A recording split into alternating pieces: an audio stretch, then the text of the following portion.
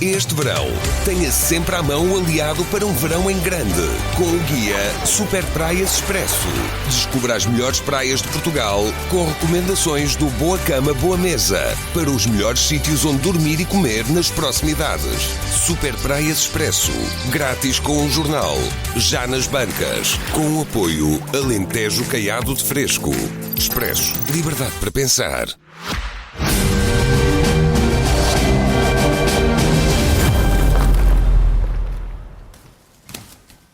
Nuno Rogério, muito boa tarde. Bem-vindo. Vamos começar com vários países da União Europeia que estão agora a agir de forma diferente em relação às migrações, nomeadamente do que diz respeito à imigração, com algumas políticas. Quais é que têm sido e quais têm sido as de Portugal também? É interessante porque, repara, isto é um processo que talvez tenha começado há 7, 8 anos, em alguns países há 10 anos. No fundo, a ideia é sempre a mesma. Os países europeus estão a perder nacionais. As pessoas estão a viver cada vez mais tempo, mas estão a ter cada vez menos filhos. Portanto, nascem menos nacionais. As pessoas ativas são também cada vez menos. Porque as pessoas vivem muito tempo e, portanto, há uma grande quantidade de pessoas que já está na reforma e, portanto, não contribui diretamente para a economia nacional, embora, obviamente, tenha contribuído toda a sua vida. Uma sociedade muito envelhecida. Muito envelhecida. Não é só o caso português, é o caso de vários países da Europa.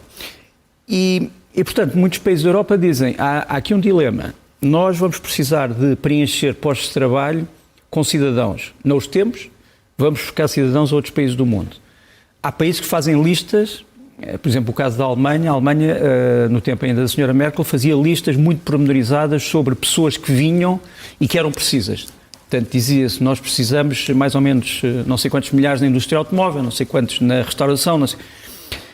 Esse foi um tempo, é o tempo aí em que Portugal ainda está também a viver. Mas começou-se a perceber, há uns 8, 10 anos atrás, que os países da União Europeia, sobretudo, há um outro país que também está a pensar nisto, mas de outra maneira, que é a questão de saber como é que as pessoas podem ter mais filhos, que é a questão do Japão. O Japão tem também um problema de natalidade que está a tentar resolver de outra maneira, mas estes países da União Europeia são países que, em geral, têm uma grande diáspora. Tu tens muitos italianos a viver no estrangeiro, tu tens muitos franceses a viver no estrangeiro, tens muitos espanhóis a viver no estrangeiro, tens muitos portugueses a viver no estrangeiro. E quando eu digo viver, digo pessoas que, entretanto, começaram a trabalhar noutras sociedades e instalaram a sua vida nessas sociedades. E, portanto, nos últimos anos o que se tem feito é, em muitos países da União Europeia, embora não haja ainda uma política comum dos países europeus sobre isso, pensar nas maneiras de fazer regressar a diáspora. Sim. Ninguém pode obrigar, obviamente, um emigrante com a regressar à sua casa, mas circunstâncias várias, combinadas, podem tornar atrativo esse regresso. Por exemplo, há circunstâncias que são más. Uma grande crise económica no país para onde a pessoa foi trabalhar. Um grande desastre nesse país. Sim. Por exemplo, é o caso da Venezuela. Há muitos portugueses hoje que querem sair da Venezuela e regressar a Portugal precisamente pelas tragédias que têm acontecido no país. Noutros países tem acontecido a mesma coisa. Por exemplo, no Brasil houve muitos portugueses que quiseram regressar por causa da insegurança. Noutros países do mundo há outro tipo de fenómenos. A comunidade francesa, por exemplo, no norte da África, quis regressar também por uma questão de insegurança. Mas, portanto, a grande questão é saber como é que nós vamos promover este regresso com políticas, hoje em dia, como se costuma dizer, sustentáveis e sustentadas. Nós temos ali vários programas de vários países europeus de apoio ao regresso. À esquerda temos a Espanha, depois temos a Croácia, temos Portugal, com o É Hora de Voltar a Casa, temos em cima a Polónia, temos a Irlanda, temos uma série a França, temos uma série de países, o Reino Unido chamam isto o right of abode. No fundo, a pessoa que regressa tem os mesmos direitos da pessoa que lá está, porque obviamente é de origem cidadão. E há essencialmente 3 ou 4 coisas que estes programas têm em comum. Primeiro, benefícios fiscais. Sim. Ou seja, a pessoa que regressa, em princípio, vai ter impostos facilitados, embora tenha, obviamente, que apresentar um certificado de trabalho e contribuir para a economia nacional. Outros países falam, por exemplo, na necessidade de baixar o preço do arrendamento de casas ou da venda de casas, que é, como sabes, um dos grandes problemas de Portugal. Sem dúvida. Terceiro ponto, a questão de poder dar no país de regresso o mesmo tipo de condições de proteção social, por exemplo, de medicamentos, de assistência social, de assistência em caso de acidente, como essa pessoa tinha no sítio onde trabalhava. Ou seja, a pessoa regressa de França para Portugal e precisa ter, em princípio, os mesmos direitos sociais que tinha em França. Outra questão, que é a questão sempre mais difícil de ultrapassar, é a questão das remunerações. Porque, obviamente, que as pessoas saíram dos países, em princípio... Para ganhar mais. Para ganhar mais.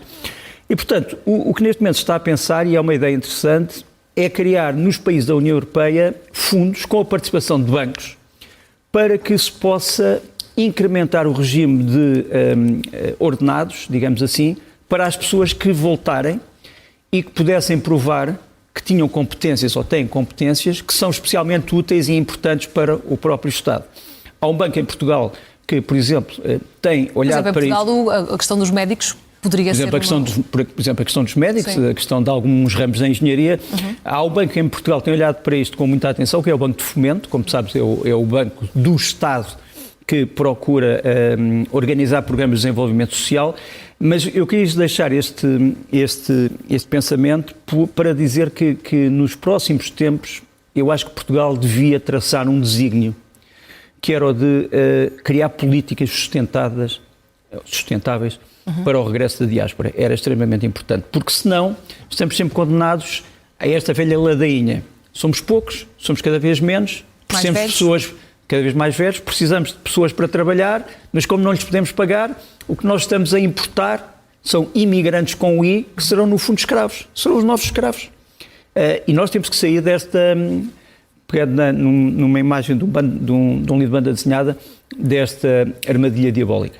Vamos avançar para falar da Noruega. Houve um trágico incêndio, destruiu mais de 100 casas. O que é que de facto aconteceu e que lições é que há a tirar deste incêndio? Eu trago isso na altura em que, como tu sabes, Portugal tem estado agitado com aquilo que se passa no Ministério da Administração Interna. Nós precisamos de um Ministério da Administração Interna forte, decidido, com mandato, e que não esteja sujeito, digamos assim, a crises políticas pequenas, grandes ou médias. Porque é possível que em Portugal também aconteça uma coisa como a que aconteceu na Noruega. A Noruega é o país mais improvável para que isto pudesse acontecer. A Noruega, eu conheço bem a Noruega. A Noruega, para já, é um país rico em água. Segundo, é um país extremamente organizado. Terceiro, é um país em que os cidadãos têm a consciência daquilo que devem fazer em casos de desastre, em casos de catástrofes. Emergências. E, no entanto, nesta zona do sudoeste da organizadíssima Noruega, em Krokstadelva, o que aconteceu foi que várias circunstâncias contribuíram para um desastre em que tudo correu mal ao mesmo tempo. Primeiro, a construção de casas de madeira, com terraços de madeira, com varandas de madeira, com telhados de madeira, junto a uma zona florestal extremamente densa. Segundo, um problema que nós conhecemos em Portugal, falta de limpeza das matas em torno das aglomerações urbanas. Terceiro, um mau entendimento do que seria a ocupação das casas nesta altura do ano. Partiu-se do princípio que uma casa ocupada é uma espécie de uma torre de controle para a possibilidade do incêndio. Quer dizer, uma casa vazia não se sabe se o incêndio aparece, uma casa ocupada dá o alarme. O problema é que nesta altura de grande calor, muitas famílias norueguesas saem destas casas, desta vila. Sim.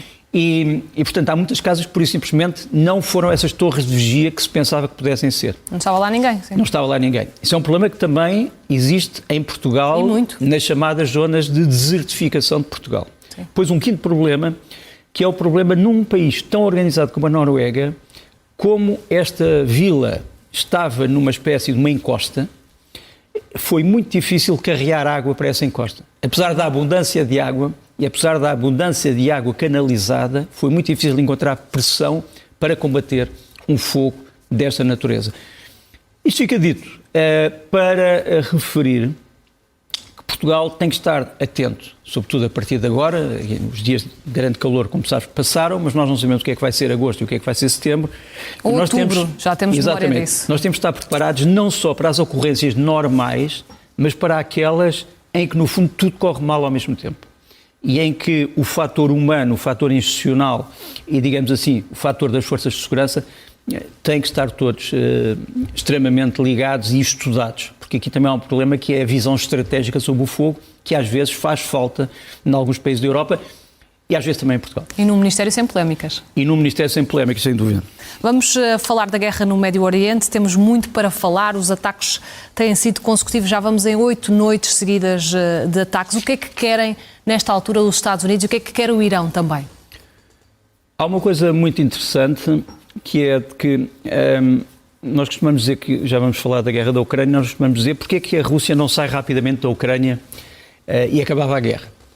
E há outra das coisas que se pergunta no Golfo, que é esta: porque é que o Irão, pura e simplesmente, não diz nós não queremos um programa nuclear militar, façam as inspeções que quiserem, nós queremos é reconstruir a nossa vida? Quer dizer, porque é que o Irão se agarra tanto à questão nuclear como se fosse um ponto de honra, ignorando que está a ser destruído todos os dias? São duas perguntas de resposta difícil, mas que têm uma resposta possível, que é de que o nuclear e a presença da Rússia na Ucrânia são não elementos racionais de política externa ou de política interna, mas são elementos que eu diria não escritos de honra e de prestígio. De existência. E de existência. De existência, repara, um país que tem a economia destruída, que tem a sociedade destruída, que tem 40 mil mortes por mês, está a perder a sua existência com isso. Portanto, a questão é que às vezes nós tratamos a palavra existência como se ela fosse um bem imaterial, mas não é. É um bem material. E, portanto, em relação ao Golfo, ninguém percebe muito bem porque é que o Irão não decidiu fazer pazes com os Estados Unidos, dizendo simplesmente abrimos as portas para os vossos inspectores, desde que vocês nos paguem reparações de guerra e desde que possamos reconstruir a nossa economia. Era uma das hipóteses. Isso não aconteceu. E o que está a acontecer é que já ninguém, como tu sabes, fala no memorando de entendimento, que é isso, já ninguém sabe o que é mais um memorando de esquecimento, e o que nós estamos à beira, e já estamos dentro, é de um conflito militar que pode ser mais devastador do que o primeiro. Quer dizer, esta segunda parte... Pode ser pior. Pode ser bastante pior, e tem um problema para mim que é um problema que eu não consigo ainda resolver, é que os objetivos finais são ainda menos definidos do que eram no primeiro capítulo. No primeiro dia, sim. Tu agora tens uma diferença. Israel parece ter obedecido, entre aspas, aos Estados Unidos e mantém-se fora deste conflito. Quer dizer, está, de certa forma, sentado numa cadeira a ver como é que os Estados Unidos resolvem o problema. Sim. E é preciso não nos esquecermos de uma coisa. Nós falamos das consequências que isto pode ter para Donald Trump, por causa das eleições. Mas é preciso não nos esquecermos que Israel também vai ter eleições em outubro. E, portanto, nós temos dois países que estão envolvidos num conflito que vão ter eleições muito brevemente. E um primeiro ponto que eu gostava de referir é que esta guerra já atingiu alvos que não eram considerados alvos na Primeira Guerra, e que são as pontes. Nós, nos Jogos de Poder na SIC, na terça-feira, mostrei um mapa em que referi que uma das prioridades estratégicas para esta nova guerra para os Estados Unidos era a destruição de todas as pontes que ligassem o centro do país ao sul do país. Isto não é atacar alvos civis? Isto é atacar alvos civis se estas pontes não forem utilizadas por meios militares, e é atacar alvos militares se estas pontes forem utilizadas para reabastecer as bases navais. É um velho dilema. Sim. É a mesma história com a ponte da Crimeia na Ucrânia. Quer dizer, a ponte da Crimeia, em princípio, nos dias de agosto e nos dias de julho, está cheia de turistas. Mas noutros dias está cheia de colunas de comboios com blindados e com lança-foguetes. Portanto, a grande questão é saber qual é a utilização que se faz destas pontes. Nós temos ali 3 imagens. A imagem da esquerda, as pontes que já foram destruídas até agora.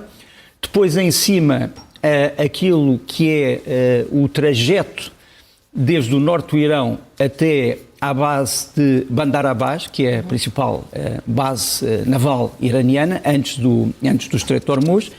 E depois, em baixo, 2 mapas, pequenos mapas, com quadrados e retângulos, onde mostra quais foram as pontes já destruídas. E como tu vês, são realmente essas pontes que ligam o centro e o norte do Irão às bases navais do sul.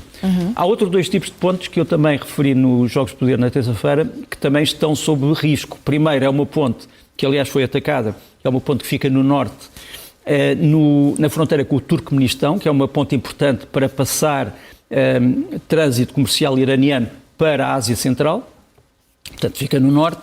E depois há outro grupo de pontos que fica a norte de Teherão, que é muito importante para abastecer Teherão, num caso de um grande conflito. E que podem permitir que Teherão fique livre ou isolado, digamos assim, do resto do Estado iraniano. Outro ponto, portanto, o primeiro ponto que eu queria relevar é esta história de estes alvos terem existido agora e não existiam na primeira fase. Quer dizer, na primeira fase os Estados Unidos quiseram destruir apenas alvos puramente militares e agora estão a destruir alvos que, segundo eles, Sim, podem ser acessoriamente militares.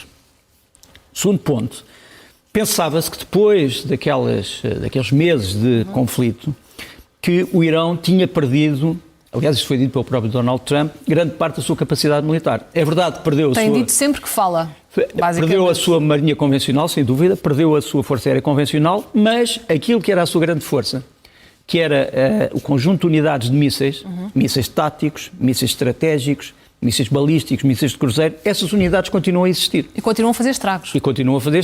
E eu diria que podemos ainda estar no primeiro ponto, ou primeira fase de uma ofensiva bastante maior.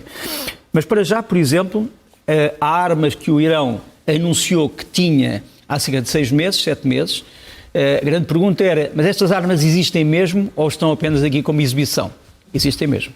Nós temos aqui uma imagem que me parece interessante. Quem quiser depois tomar nota do que está neste ecrã.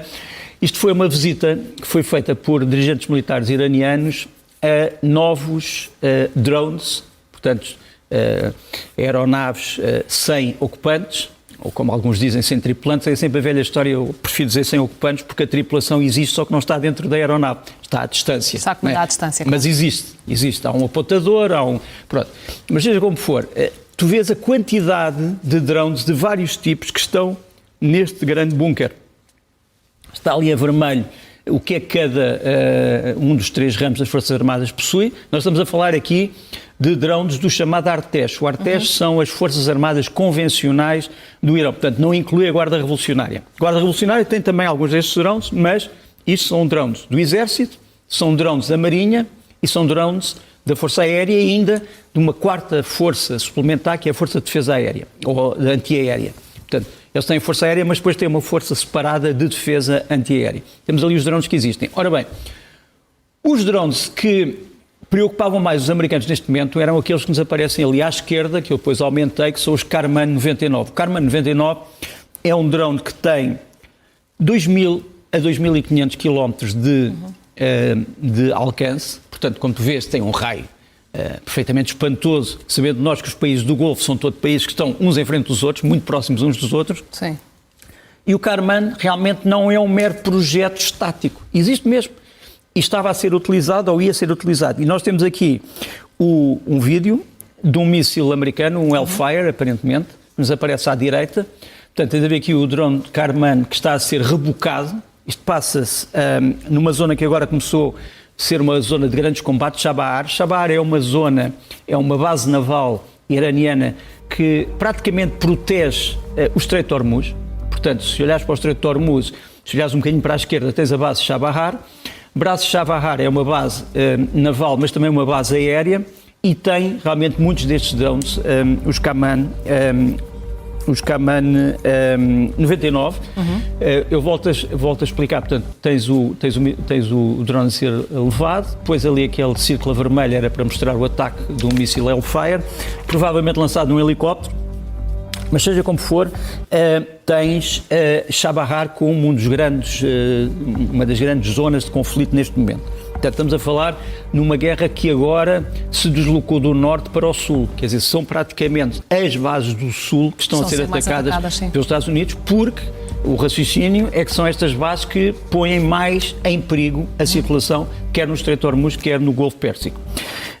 Aliás, nesta mesma zona de Chabahar, onde me estou a concentrar, vais ver um drone americano, um MQ-9. Que eles passaram pelos lados, não é? Aqui está, para ver, já alguns destes drones já foram abatidos, este drone, no fundo, está a fazer um voo de reconhecimento para ver o que é que foi destruído e o que é que se mantém intacto. Portanto, tens isto praticamente como uma visão todos os dias sobre esta zona de Chabahar. E tens ainda na mesma Chabahar uma torre de controle da base naval que foi destruída e vemos aqui a arder. Este é um vídeo que foi tirado, obviamente, de um navio que está a algures no Golfo Pérsico ou a sair do Estreito de Hormuz, na direção do Irão, e vê realmente a torre de controle destruída. É um dos sítios em que tem que se olhar, porque vai ser um dos sítios em que vão continuar batalhas perfeitamente encarniçadas pelo controle da zona. O Irão tem, no entanto, ainda outros trunfos. Por exemplo, o Irão tinha mostrado, há uns tempos atrás, este míssil que vamos mostrar aqui, é um míssil antinavio de cruzeiro, Abu Mahdi. É um míssil que foi construído praticamente no ano passado, em 2025. É um míssil, como tu vês, pode ser lançado, é um míssil de cruzeiro, como eu disse, é um míssil que pode ser lançado de caminhões que, se tu não tivesse aquele lançador e se o baixasses, poderias dizer que era um caminhão de transporte de mercadorias, caminhão civil. Aliás, alguns destes caminhões estão, aliás, pintados, uns de vermelho, outros de azul, outros de verde, outros de branco, quer dizer, podem perfeitamente ser confundidos com trânsito civil. Eu voltava à tua pergunta de há bocadinho, saber se as pontes eram pontos civis ou pontos militares. Aqui. Podes ter numa ponte um comboio destes caminhões. E, portanto, aquele que decide atacar tem que ter a perfeita consciência se está a atacar um alvo civil ou um alvo militar. Porque este alvo pode parecer simultaneamente civil e simultaneamente militar. E achas que tem havido essa preocupação nesta guerra? Eu acho que tem havido essa preocupação e acho que os Estados Unidos, dentro dos países do mundo, são dos países em que os militares, agora não estou a falar do comando político, estou a falar dos militares, têm uma grande preocupação em respeitar a legalidade operacional. É evidente que há zonas de sombra e zonas de penumbra. Por exemplo, como sabes, no princípio da guerra houve o ataque àquela escola feminina, que se achava que era uma escola de cadetes da Marinha iraniana, e ainda não tivemos uma resolução, ninguém vai trazer de volta à vida as pessoas que morreram, mas devia haver, obviamente, uma reparação para aquilo que se passou, e não só não há reparação, como ainda não há uma conclusão exata do inquérito. Não é? Não, a justificação oficial não há. Não há. Sabemos que há um inquérito, mas esse inquérito, como não é público, não existe.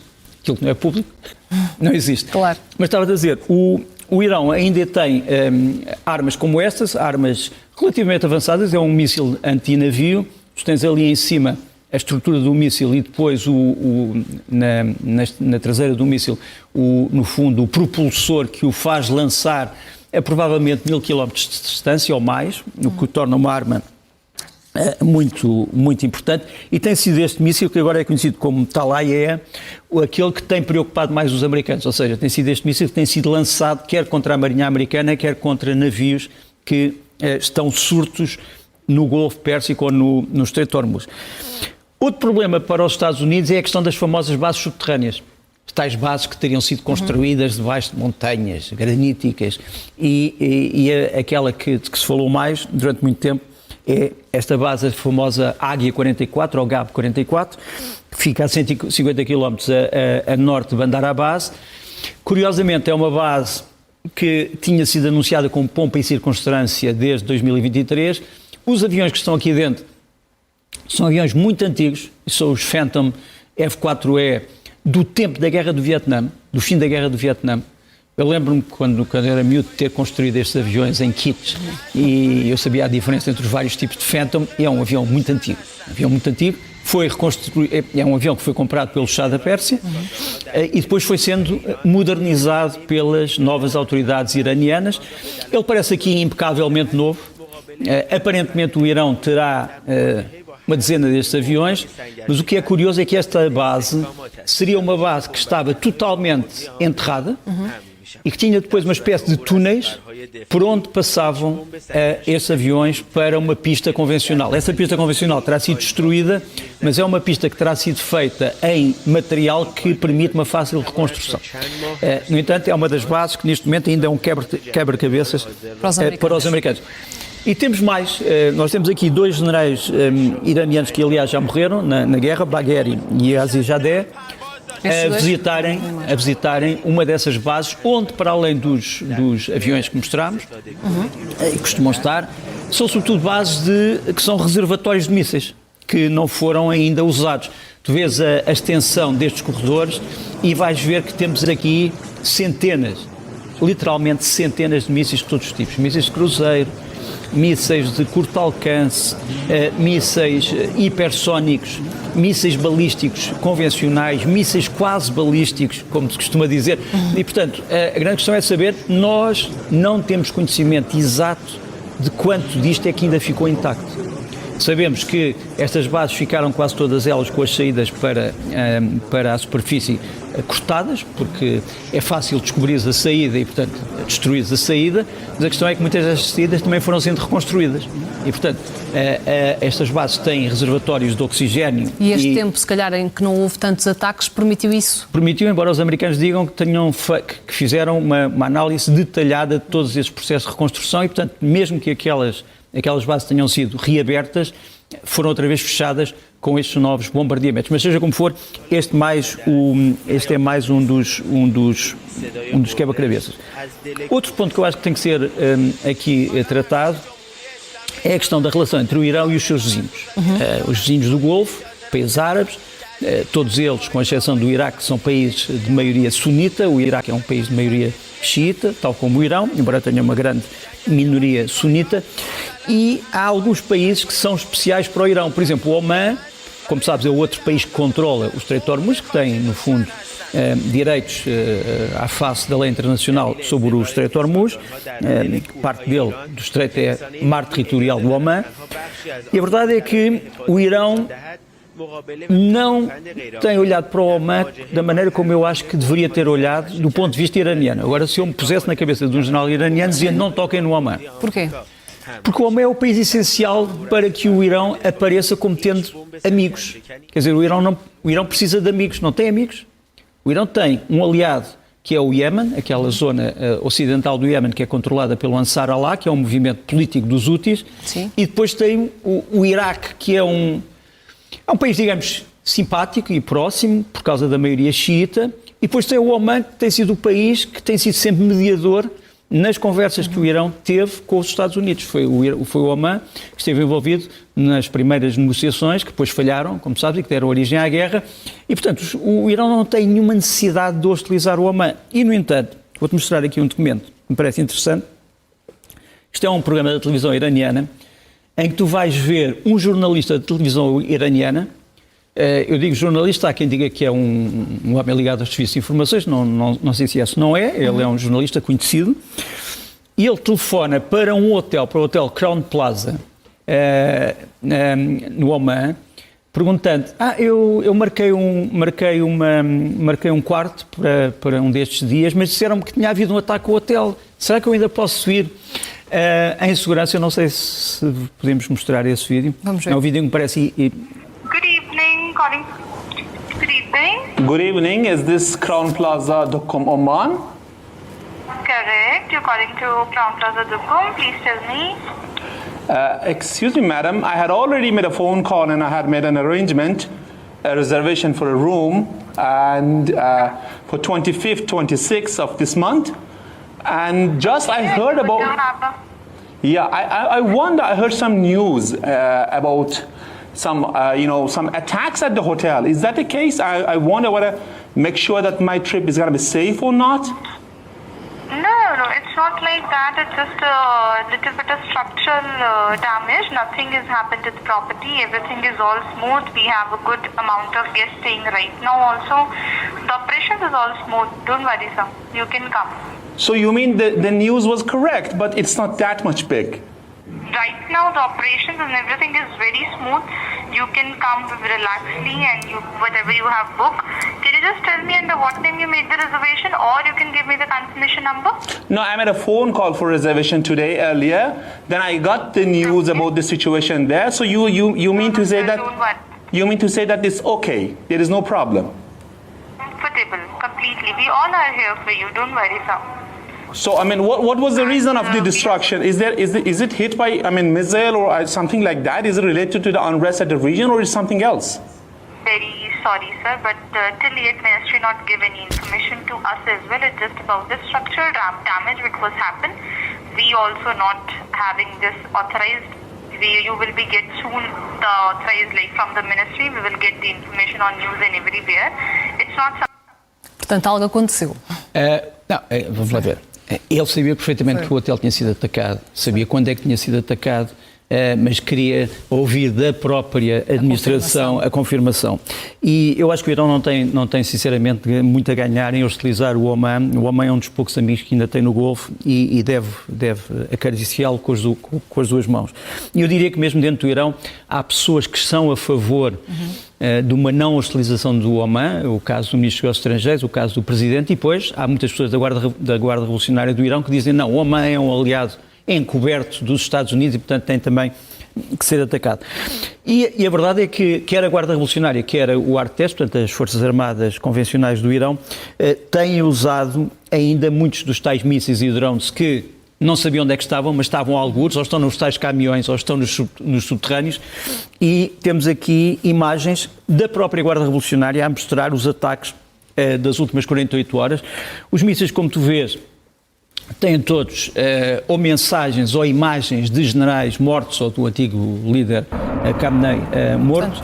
Tens aqui os lançamentos, são mensagens lançadas, quer dizer, se alguém for buscar o destroço destes mísseis a uma base americana, vai ver lá uma mensagem a dizer isto é para vós, coisa deste género. A guerra também se faz, embora seja uma guerra feita entre adultos, também se faz em torno de coisas que são tragicamente uma espécie de brincadeiras de crianças, mas seja como for, nós conseguimos ver por estes mísseis que tipo de mísseis é que são, os Ash-Qassem, os Fatah 110 e os Shayad 136, que são drones. Portanto, temos ideia de que o Irão ainda possui, quantidades não sabemos, mas ainda possui para todos os dias lançar ataques em seu torno. E, portanto, não me interessa saber se a Marinha Convencional do Irão ainda existe ou não me interessa saber se a Força Aérea do Irão ainda existe convencionalmente, a sua parte mais letal, que é o lançamento de mísseis, continua a funcionar.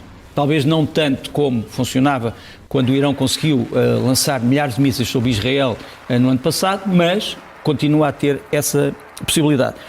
Tanto que houve, como tu sabes, várias bases na Jordânia, fica ainda bastante longe deste teatro operacional, porque a Jordânia não é propriamente um país diretamente do Golfo, embora esteja associado aos países do Golfo.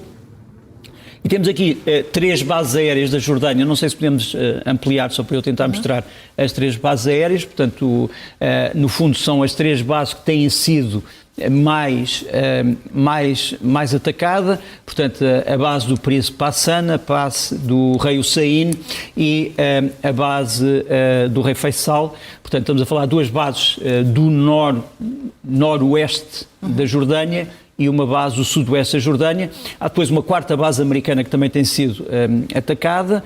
Estas bases nós sabemos que tiveram destruição relativamente importante, vemos ali à direita, portanto o que era antes. Portanto, à direita temos, nos quadrados da direita, o que eram as instalações antes e depois, nos quadrados à esquerda, o que eram as instalações depois. Sabemos que é uma zona essencialmente de dormitório militar, mas também ali uma zona que me parece ser uma zona mais operacional. Entretanto, passam-se coisas muito interessantes nas guerras, passa-se aquilo que vemos e passa-se aquilo que não vemos. É muito, sim. E aquilo que não vemos é muitas vezes tão importante como aquilo que vemos. E o que é que se passou na fronteira, que é uma fronteira ainda bastante grande, entre a Síria e o Iraque, sabendo nós que a Síria, como vamos ver, é um novo aliado americano, têm sido detectados nos caminhões de transporte de petróleo, de gasolina, de várias empresas, têm sido detectadas armas que são passadas de partes do Iraque, controladas por milícias pró-iranianas, são passadas armas e, neste caso também drones, para quem? Para o Hezbollah do Líbano. Quer dizer, tu entre o Iraque e o Líbano tens a Síria. Portanto, a Síria é uma zona de passagem que, se for bem aproveitada, pode realmente levar material. Aqui também estamos a ver, eu aqui a reconhecer, lançadores de mísseis anticarro, mas, portanto, é muito possível que isto aconteça com alguma frequência. Aqui tens os pequenos drones, FPV. É muito possível que isto aconteça com alguma frequência. Portanto, arranjarem soluções criativas para fazer a passagem. E isto tudo passou-se, e com isto termina este tema, que já está a demorar algum tempo, mas dizia eu que tudo isso passou perto da antiga base americana de Forças Especiais de Al-Tanf, que é uma base que fica no ocidente da Síria, num sítio praticamente deserto. Aliás, se fores hoje ver, por exemplo, nos satélites especializados, e se for ver, por exemplo, no Google Maps, vais ver, como eu mostrei ali em cima, que as instalações da base estão camufladas, quer dizer, neste momento estão borradas, estão pintadas no Google Maps, não consegues distinguir o que é que lá está. Tens ali uma instalação em baixo, a meio do ecrã, onde te mostra como é que ela era, e tens ali o sítio onde é que existe esta base de Al-Tanf. Como tu vês, a base de Al-Tanf fica algures entre o Iraque, a Síria e a Jordânia, numa zona perfeitamente nevrálgica para o pensamento, para a passagem destes materiais. O Irão diz que atacou esta base, e diz que matou muitos americanos. Como tu sabes, há 2 americanos mortos na Jordânia, mas não nesta base. Sim. Esta base é uma base ainda na Síria. Esta base já não é uma base americana, passou para as Forças Armadas Sírias, mas já foi uma base das Forças Especiais Americanas e nada me garante que não volte a ser. Mas só para te dizer, este é o retrato que eu te fazia da situação neste momento, e a frase final é só para te dizer: esta guerra que nós estamos a ver arrisca-se a ser bastante mais destrutiva do que a primeira fase. E mais longa? E mais longa. Hoje na Guerra Fria vamos tentar responder uma pergunta que é: pode haver algum golpe militar decisivo que torne a guerra mais curta? Ainda não tenho uma resposta para isso. Logo à noite, talvez. Vais pensar até lá. Vamos avançar e olhar para a política externa norte-americana. O que é que quer a administração Trump, olhando para o mundo? Eu acho que quando chegou ao poder em janeiro, a administração Trump tinha uma visão do mundo muito formulada na cabeça do próprio Donald Trump. Quer dizer, a visão da administração Trump era a visão de Donald Trump, que estava na cabeça de Donald Trump, nos seus contornos mais recônditos. Hoje é uma visão que já tem alguns elementos de formulação escrita e de racionalidade. Porquê? Porque, entretanto, Donald Trump começou também a agregar alguns conselheiros. Uns bons, uns maus, outros péssimos. Penso que o grande elemento de transformação da política externa americana neste momento é o Marco Rubio, que todos dizem que poderá ser o candidato mais consensual do Partido Republicano para a sucessão de Donald Trump, embora há quem ache que pode ser o J.D. Vance, mas seja como for, eu tenho consultado bastante políticos do Partido Republicano que acham que Marco Rubio é a pessoa que poderia dar uma visão, uma face humana à política de Washington. Seja como for, esta nova política não pode ser explicada toda neste programa, mas queria aqui mostrar-te uma reunião que se deu nos últimos dias, eu diria até nas últimas horas, entre Alison Hooker, que nos aparece ali aquela senhora loura que nos aparece ali em quarto a seguir a partir da esquerda. Ela é a subsecretária de Estado para Assuntos Políticos e decidiu reunir-se com urgência com todos os diplomatas, chefes de missão dos países do Golfo em Washington e também da Jordânia, precisamente para tratar dos assuntos que vimos há bocadinho. Quer dizer, os Estados Unidos precisam de tranquilizar os países do Golfo, têm que lhes dizer, apesar de haver bases americanas nos vossos territórios e de vocês, por isso, estarem na linha da frente das represálias... Porque isto para estes países antes era uma garantia de segurança, sem dúvida. E, portanto, o que os Estados Unidos neste momento querem é dizer, continua a ser, e vocês estão na primeira linha, digamos assim, das nossas preocupações. Depois, também lhes faz passar uma mensagem, que eu vou tentar desenvolver mais daqui a um bocadinho, que há grandes projetos de investimento económico em curso, em que estes países não vão ser deixados à deriva depois da destruição que já começaram a ser alvo. Quer dizer, eu não sei se tu viajaste já várias vezes para os países da região, mas, por exemplo, o Dubai, o Abu Dhabi, o Bahrein, eu conheço-os todos. Quer dizer, ninguém ligava a estes países a confrontos militares. Eram grandes zonas de finança internacional, grandes zonas de comércio, grandes zonas de turismo e também do chamado turismo de... como é que eu vou chamar? Turismo empresarial. Havia sempre conferências, havia sempre seminários, etc. No Qatar, por exemplo, havia uma das grandes conferências internacionais do Médio Oriente, que é o Doha Forum, o Fórum de Doha, que era muito interessante, sempre achei aquilo extremamente interessante. Seja como for, os Estados Unidos querem tranquilizar estes países do Golfo e isto faz parte também desta nova política externa. Durante muito tempo os Estados Unidos não tinham arabistas suficientes que soubessem o que era realmente o mundo árabe.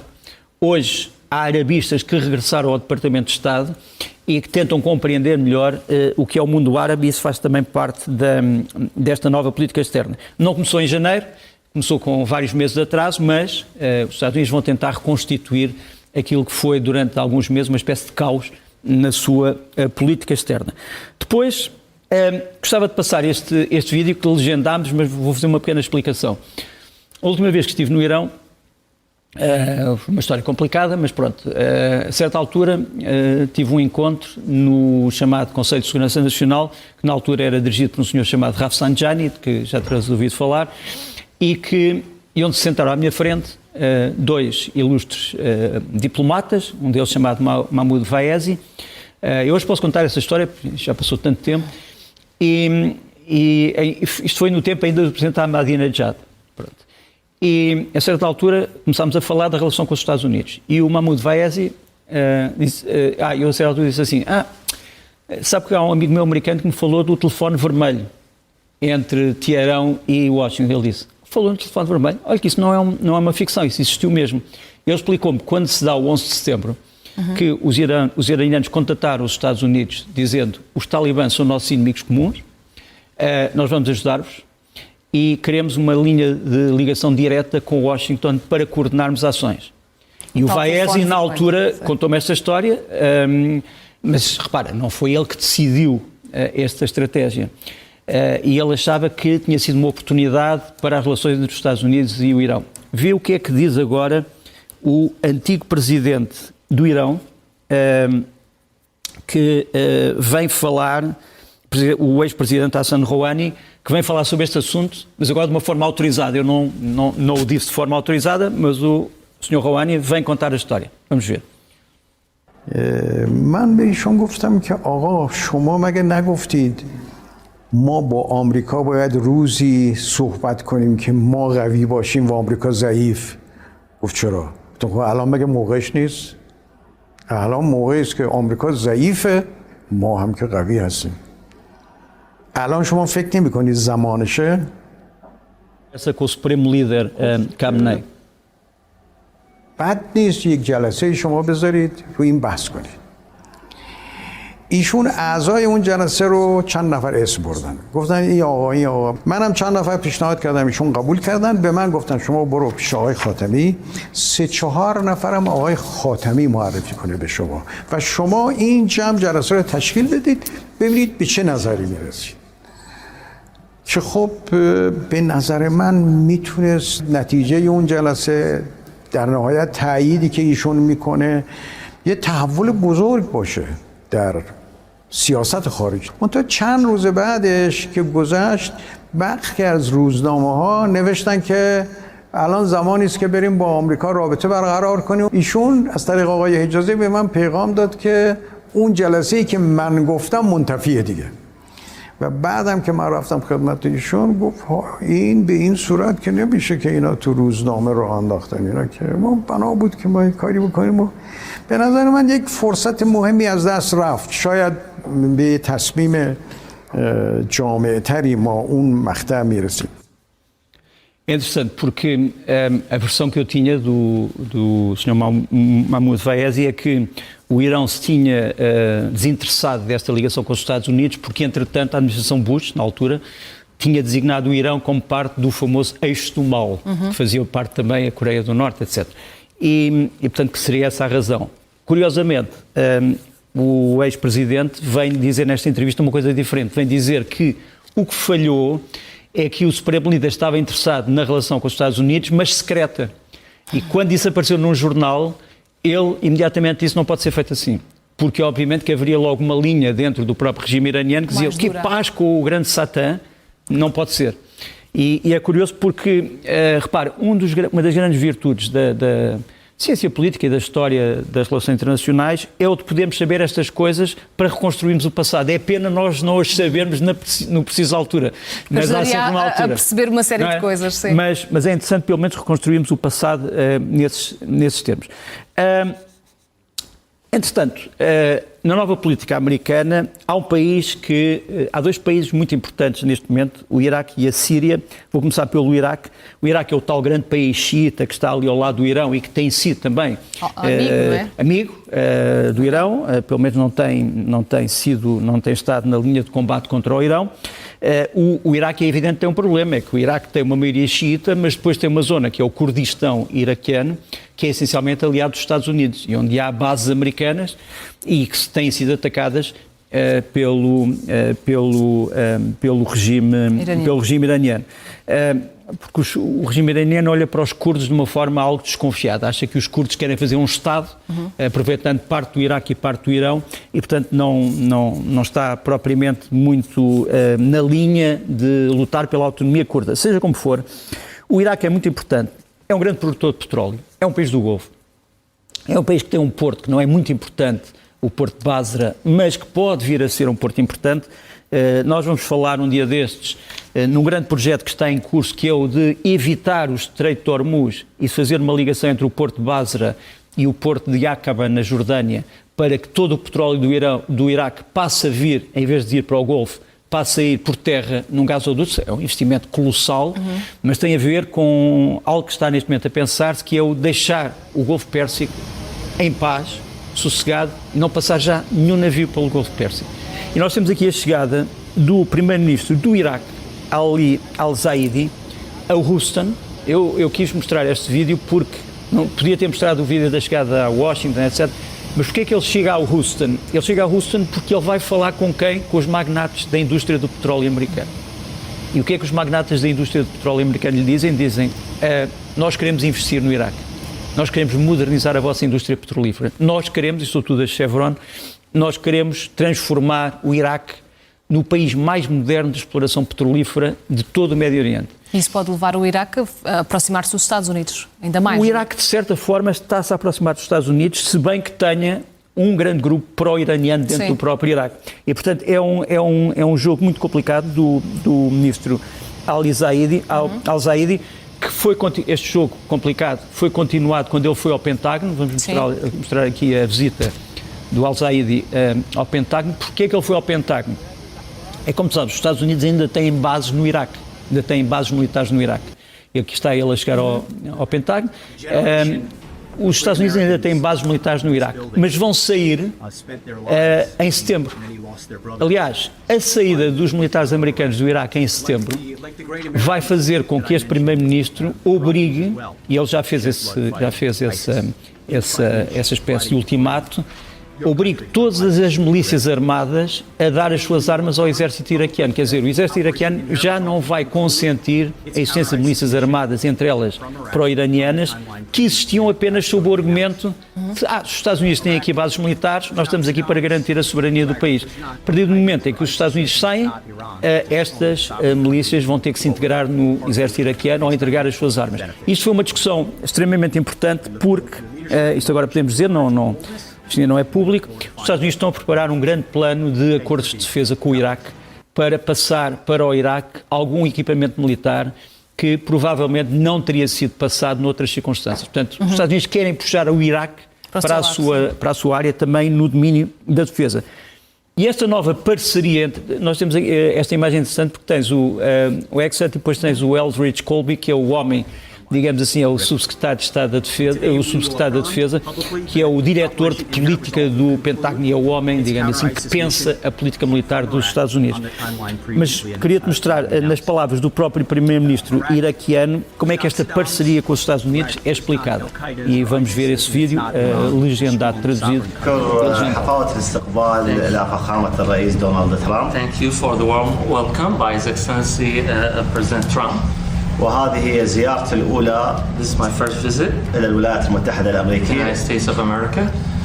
فهذه الزيارة لم تكن زيارة عابرة. This visit was not just like any visit. وإنما زيارة إعلان شراكة اقتصادية. Rather, it's an announcement of economic partnership. تحدثت مع فخامة الرئيس. Where I talked to His Excellency. 30/9 سوف تخرج القوات الأمريكية. By the 30th of September, the U.S. forces will be out of Iraq. وسوف تدخل الشركات الأمريكية. While the U.S. companies will be inside Iraq. ودائما تخلق العلاقة المجتمعية هي الشراكة الاقتصادية وليس العسكرية. The social relations is about like economy, it's not like about like military relations. أنقل تحياتي. I would convey my greetings. من أقدم حضارة في العالم. The oldest civilization in the world. إلى أكبر قلب اقتصادي في العالم وتكنولوجيا. Economic and technology heart in the world. وأكرر شكري إلى فخامة الرئيس على قوات الاستقبال. My thanks to His Excellency the President for the warm welcome. Outro país muito importante para esta nova política americana é, obviamente, a Síria. A Síria, como tu sabes, durante muito tempo foi dominada pela família Assad, teve uma insurreição, essa insurreição tinha vários grupos pró-turcos, grupos pró-sauditas, grupos pró-americanos, grupos protegidos pela NATO, pelos Estados Unidos, jihadistas próximos à Al-Qaeda, jihadistas que depois saíram da zona de conforto da Al-Qaeda, e um deles era, obviamente, este homem, Ahmed al-Shara, que agora é o presidente da Síria. O seu nome de guerra era Mohamed al-Jolani, e é um antigo jihadista realmente que rompeu com a Al-Qaeda e que depois prendeu os próprios comandantes da Al-Qaeda que estavam na sua zona de atuação e, enfim, e deu-lhes depois um tratamento também não muito humano, mas isso são outras histórias. Por isso é que o Donald Trump diz sempre: este senhor aqui fui eu que o coloquei no poder.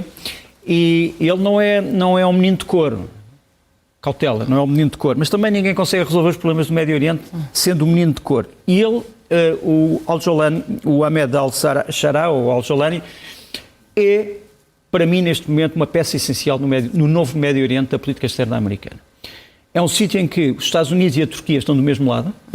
Israel olha para isto com uma grande desconfiança, porque, como sabes, a Turquia tem péssimas relações com Israel. A Síria tem péssimas relações com o Irão. A Síria não quer ver o Irão outra vez a tomar conta da Síria. Como sabes, o Hezbollah e a Guarda Revolucionária Iraniana estiveram durante muito tempo na Síria a proteger o regime do Sr. Assad. E, portanto, neste momento, o grande baluarte contra o Irão no Médio Oriente, para mim, é a Síria. É evidente que a Síria é um país que ainda não está totalmente reconstruído, ainda está muito dividido em fações. Este homem tem tentado uma certa aliança, mas eu acho que ele está a aparecer no quadro político e geoestratégico dos Estados Unidos, desta nova política, um bocado como a pessoa que eu vou mostrar a seguir, que era o príncipe e depois rei Faisal, que nos aparece ali no primeiro plano. Os amantes da história e do cinema reconhecerão atrás do Faisal o famoso T.E. Lawrence, o Lawrence da Arábia. Isto passou-se na altura da Primeira Guerra, quando se dá a revolta árabe contra o Império Otomano.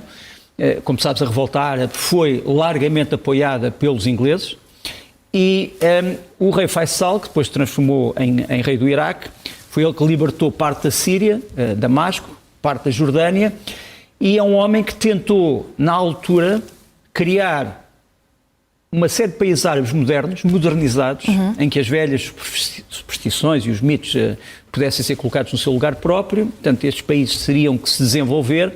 Teve também um diálogo muito complicado com os sionistas israelitas, porque nessa altura havia um plano israelita de regressar, digamos assim, em força ao Médio Oriente. Portanto, os judeus que na Primeira Guerra, não estamos a falar da Segunda Guerra, estamos a falar dos judeus que na Primeira Guerra já pensavam num berço judaico no Médio Oriente, tiveram que falar também com o al-Jolani, com o príncipe Faisal, depois rei Faisal.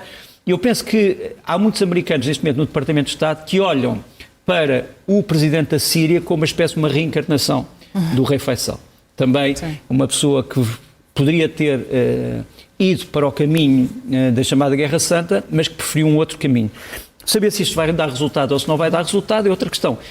Uma das coisas que nós temos que aprender na política externa e na diplomacia dos grandes Estados é um bocadinho aquilo que aprendemos nas aulas de Física e Química.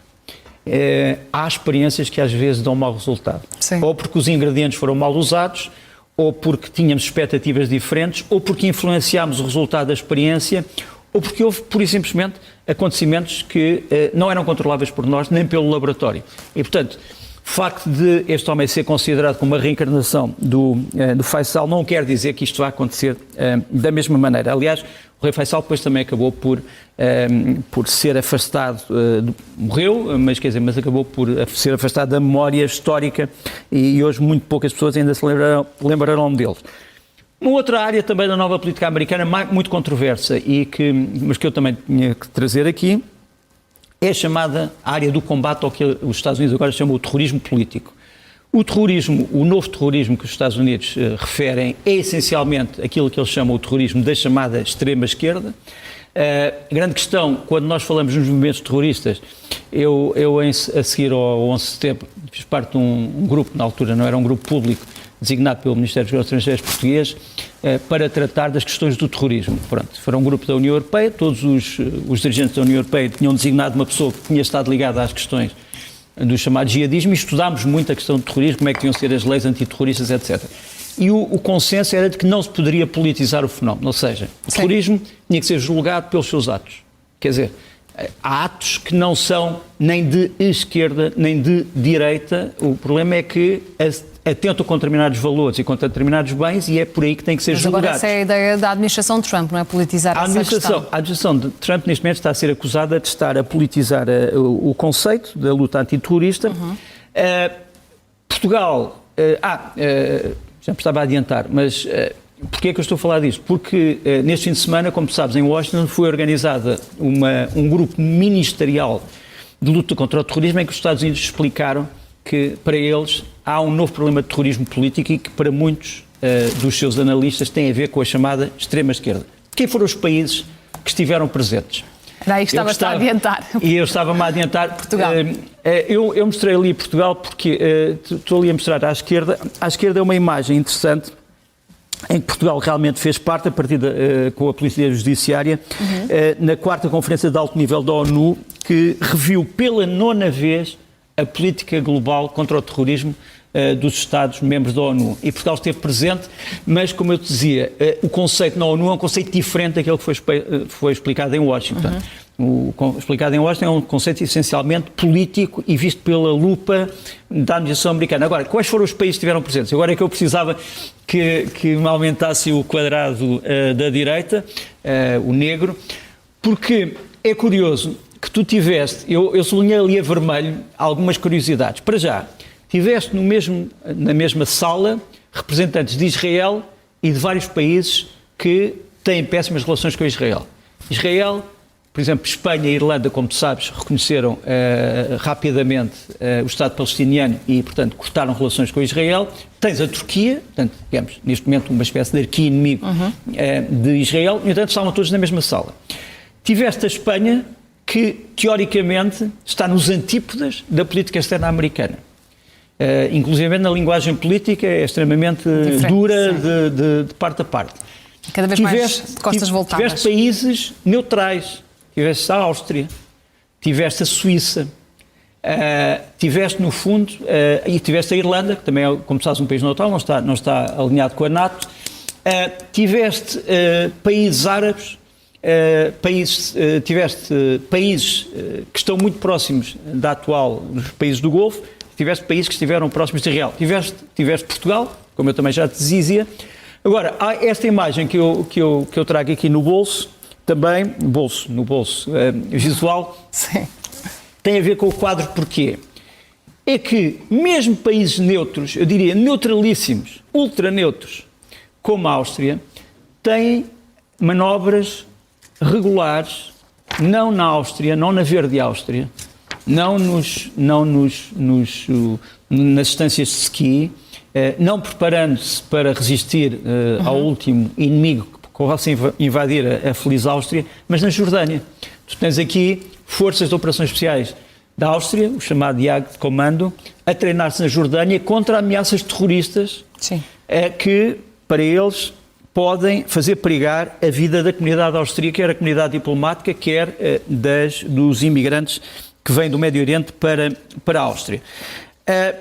Por outro lado, Um dos países que estava presente é também um país que politicamente tem pouco a ver com os Estados Unidos do ponto de vista da sua doutrina de Estado, que é o Reino Unido.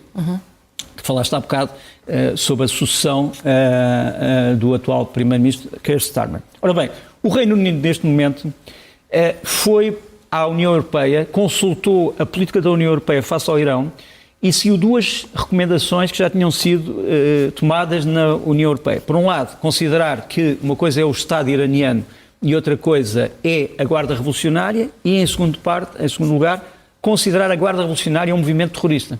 Portanto, o Reino Unido acaba de considerar, isto é a Embaixada do Irão no Reino Unido, muitos conhecerão por outras razões, porque foi assaltada, como sabes, nos anos 80 e foi um dos primeiros momentos em que nós soubemos que eram os SAS, as Forças Especiais Britânicas, neste cerco dramático à Embaixada, mas ali em cima tens a Embaixada, aí em cima tens o símbolo da Guarda Revolucionária, mas não foi só a Guarda Revolucionária que foi considerada um grupo terrorista, assim como já tinha acontecido com a União Europeia. Foi também um outro grupo extremamente misterioso, o Harakat al-Shab al-Yamin, nas iniciais inglesas é o IMCR, é um grupo que, segundo os serviços de informações, os serviços secretos britânicos, teria pessoas de origem iraniana, mas também de origem libanesa e iemenita, que estaria a funcionar no Reino Unido e que estaria a funcionar na Irlanda e que estaria a funcionar em alguns países da União Europeia. Foi feito um alerta aos países da União Europeia. Portanto, o facto do Reino Unido ter estado também presente na tal conferência ministerial do Washington tem também a ver com a preocupação que os britânicos têm neste momento com uma nova forma de terrorismo. Mas agora, não podia acabar esta pequena digressão sobre a nova política externa americana sem falar da China. Há também uma grande mudança em relação à China. Quer dizer, não é só aquela brincadeira do campeonato do mundo. Já agora, para quem gosta de futebol como eu, quer dizer, ver um jogo de futebol em que se marcam 10 golos é qualquer coisa. Mas isto é um pequeno parênteses, peço desculpa pelo parênteses, mas só para te dizer, não é só a questão da China a fazer parte daquele anedotário sobre o Mundial. É que os Estados Unidos estão a mudar em relação à China. Os Estados Unidos até, durante muito tempo, consideraram a China um possível inimigo militar. Depois consideraram-a não um inimigo militar, mas uma potência, digamos assim, concorrente militarmente. Hoje consideram-no, sobretudo, um rival económico. Mesmo que Donald Trump tenha vindo agora com as acusações da interferência chinesa nas eleições? Eu estive a ver isso, eu acho que há uma má interpretação ao que foi dito. O que ele diz é que as relações com a China em setembro, mesmo que haja acusações de interferência, vão continuar porque são mais importantes de qualquer outra coisa da política externa americana. Não te esqueças que em setembro, já nos esquecemos disso, vai-se dar uma grande reunião que foi prometida na visita do Donald Trump a Xi Jinping, em que pela primeira vez vai haver acordos comerciais com a China de larga escala. Eu acho que neste momento os Estados Unidos estão a estar numa posição em que a China é um rival, sem dúvida, um rival económico, mas é um rival económico com o qual se vai falar e vai ter consequências numa situação. Quem vai ser deixado cair pelos dois é a Rússia. Quer dizer, a Rússia já não tem importância, vai cair na sua insignificância, embora sanguinolenta, e as relações entre os Estados Unidos e a China vão também alterar o rumo da política externa americana. Vamos olhar para a guerra na Ucrânia, que ainda esta noite foi brutalmente atacada, e a Ucrânia também está a atacar a Rússia. Começamos por aí. Qual é que tem sido a estratégia, de facto, das forças ucranianas? A Ucrânia, neste momento, está numa estratégia de guerra económica e destruição dos produtos económicos da Rússia, para dizer que a Rússia não pode ganhar dinheiro com a guerra. Atacar onde lhe dói, não é? Exatamente. A Ucrânia, como sabes, atacou de uma forma devastadora este centro, o Wildberries, que é uma espécie de Amazon russa, quer dizer, tem vários centros de distribuição de vários produtos. A Ucrânia acusa Wildberries de ter dentro de si muitos elementos que vão servir para a construção de drones e outros elementos que foram, digamos assim, considerados proibidos e sancionados pelo Ocidente nesta guerra. Portanto, a Ucrânia, o que no fundo diz é que o Wildberries, sob a fachada de compra de material eletrónico e de livros e de vestidos, etc., também faz tráfico de material que não podia ser usado. E, por outro lado, a Ucrânia diz que está a fazer uma coisa parecida com o que a Rússia tem feito desde há um mês com a chamada Nova Posta, que é o serviço correio postal ucraniano. Tem sido atacado durante o último mês, as estações de correio ucranianas foram praticamente todas atacadas. Portanto, isto foi, de certa forma, segundo os ucranianos, uma retaliação, mas também um ataque às tais redes clandestinas de material que chega à indústria russa. Repara bem, essas imagens todas que vamos mostrar são imagens que mostram a dimensão desta destruição. Em 20 quilómetros, a cidade capital da Rússia, Moscou, ficou totalmente obscurecida. Nós temos os vários vídeos, podemos passá-los todos, também vistos do ar, vistos de terra, etc. O outro ataque que é importante, que tem sido importante, repara a nuvem negra, isto parece uma pintura, mas não, quer dizer, é a nuvem negra depois da explosão, e depois temos acho que um outro vídeo em que uma pessoa que vai aterrar em Moscou vê a nuvem vista do seu avião comercial. Segundo a campanha ucraniana contra o Mar de Azov e contra o Mar Negro, sendo que o alvo aqui é a chamada frota fantasma russa, ou seja, os tais navios mercantes que a Ucrânia diz que transporta produtos proibidos e que financiam também o esforço de guerra russo. Em 13 dias, a Ucrânia atingiu 172 navios, quer no Mar de Azov, sobretudo, quer no Mar Negro, e temos a contabilidade. Repara, os ucranianos têm feito os seus drones contabilizar as destruições. Tu vês ali na esquerda, em cima, o número de um navio destruído. Estávamos no 164, portanto ainda faltarão alguns. Sim. Mas este é também um ataque terrível. Depois houve ataques a objetivos militares. Em relação aos ataques russos de hoje, eu já vou falar num tema à parte, onde vamos depois ali para o VD, mas ataques militares também a este bombardeiro estratégico russo que foi destruído na base de Engels, que é uma base longínqua, foi destruído por drones. Isto é uma brincadeira com o avião aqui aparece-nos ao contrário, é evidente que o avião não voa assim, é um Tu-95 MSM, foi destruído na noite de 15 para 16 de julho por drones do chamado SBU. Entretanto, como tu sabes, a Ucrânia, para além dos ataques, está envolvida numa crise política. Há um novo governo que é dirigido por este homem, Serhiy Koretsky, que já foi empossado pelo Parlamento. Este homem era o antigo patrão da Naftogaz, que é a maior empresa de gás da Ucrânia, e foi escolhido pelo Zelensky com base nesta premissa. Os ucranianos, face à destruição que têm sofrido nas redes de energia, vão passar o pior inverno de sempre. E, portanto, este homem tem como mandato trazer energia para a Ucrânia até outubro, novembro, quando começa a sério o inverno. Portanto, esse é o seu mandato. No entanto, está envolvido nesta remodelação uma subpolémica que tem a ver com o Ministro da Defesa, o Mikhail Fedorov, que vamos mostrar aqui, mostrar algumas das suas realizações. Mikhail Fedorov é talvez o ministro mais novo de todos os países europeus, tem 35 anos, é o Ministro da Defesa. Ele foi para o Ministério da Defesa para modernizar o esforço de guerra ucraniano. Não se dá bem com o chefe de Estado-Maior-General das Forças Armadas, o general Syrskyi. Foi substituído, ainda não há um substituto, há apenas um substituto interino. Mas há muitos ucranianos zangados com esta decisão. Há muitos ucranianos que dizem que este homem era o homem que estava a sanear o equipamento de defesa, que estava a mostrar uma nova direção para a Ucrânia. Portanto, como tu sabes, desde há 48 horas que as grandes cidades ucranianas têm sido alvo de manifestações de apoio ao Sr. Fedorov. A última notícia que nós temos é que o Sr. Fedorov pode integrar o novo governo numa nova capacidade de controle ou mega controle da modernização militar. Isso ainda não foi decidido e, portanto, é esta polémica. Este homem foi muito comparado pelos ucranianos e por alguns observadores internacionais a um outro homem que eu vou mostrar aqui, o secretário da Defesa americano McNamara. Estamos a falar dos anos 60 do século passado. Foi o homem que tentou chegar ao Pentágono e transformar o Pentágono numa pesada máquina de guerra governada por generais que estariam um bocadinho desatualizados, numa forma moderna de defesa nacional. Quem esteja interessado na figura do McNamara pode ver, eu acho que este filme ainda está disponível na Amazon, é para mim um dos melhores filmes sobre a maneira como dirigir o Pentágono, que é um sítio difícil de dirigir e de digerir. Este filme é o The Fog of War, é uma referência ao Clausewitz, um dos grandes doutrinadores do fenómeno da guerra, de Fog of War, portanto, o nevoeiro da guerra, sobre a obra do McNamara. Mas seja como for, sabendo se o Fedorov é o novo McNamara ou não, a verdade é que ele está neste momento envolvido numa grande disputa. E já agora, queria só referir mais duas coisas muito breves. Uma delas foi este desfile aéreo que fez uma grande promoção em Paris, que fez uma grande promoção à Força Aérea Ucraniana.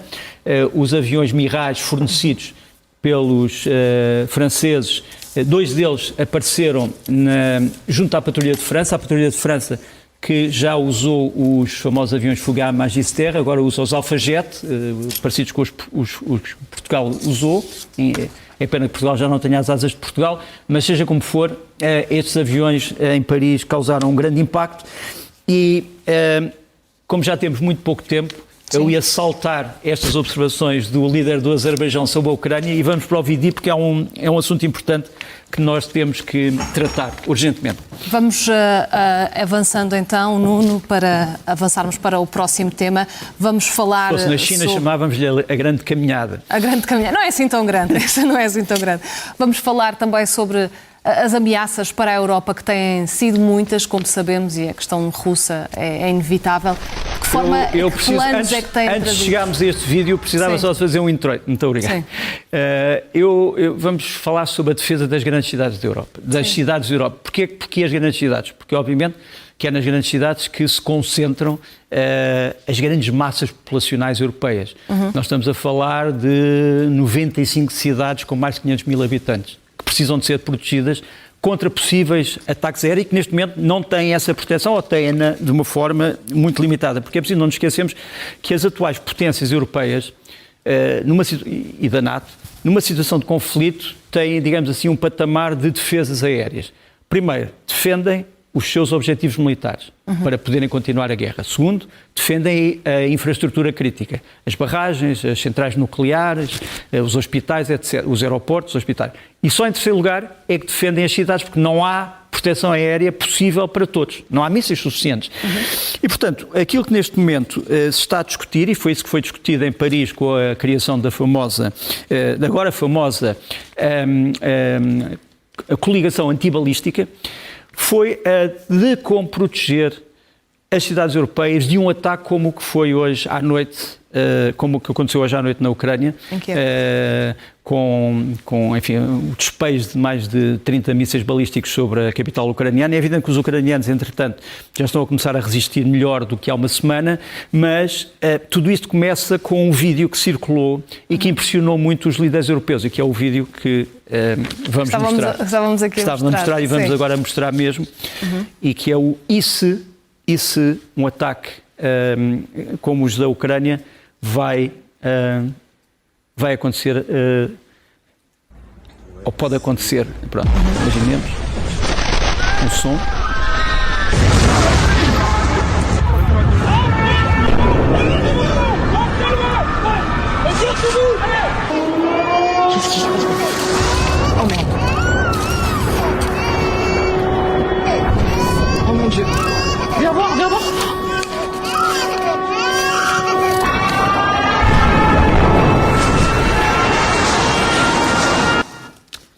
No fundo, o que é que seria se nós, em Lisboa, se em Barcelona, se em Roma, se em Paris, se em Londres, tivéssemos uma situação parecida com esta?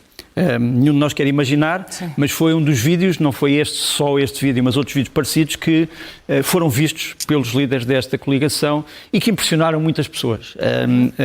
Porque às vezes é preciso chocar para, se calhar, trazeres a realidade de uma guerra e um sofrimento. E estamos a falar de pessoas que vivem à superfície, como todos nós, e não em bunkers com ar-condicionado, e, portanto, que são mais vulneráveis. Sim. Ora bem, na cimeira de Ankara da NATO já se tinha preparado o terreno em torno, não de toda a Europa, mas da Ucrânia. O que é que se tinha dito? O Zelensky, de uma forma muito dramática, veio dizer: nós neste momento não temos mísseis Patriot suficientes para proteger as nossas cidades.